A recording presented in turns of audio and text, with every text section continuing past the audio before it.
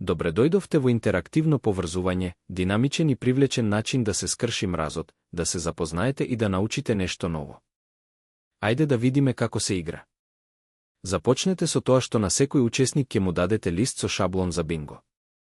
Секој квадрат содржи забавна или уникатна карактеристика што може да опише некого во групата. Учесниците се мешаат и бараат други кои одговараат на карактеристиките на нивниот лист, например, некој што патувал во друга земја или некој што може да свирка. Откако ќе најдат соодветна личност, го запишуваат нејзиното име во квадратот. Запомнете, името на секоја личност може да се користи само еднаш, што значи дека учесниците треба да разговараат со што е можно повеќе луѓе. Поставете временско ограничување за дополнителна возбуда. Оној кој прв ќе пополни 4 квадрати во хоризонтална, вертикална или диагонална линија, или дури целиот лист, во зависност од правилата, извикува бинго. По надпреварот, одвојте момент за размислување. Разговарајте за тоа кои нови или изненадувачки работи сте ги научиле еден за друг.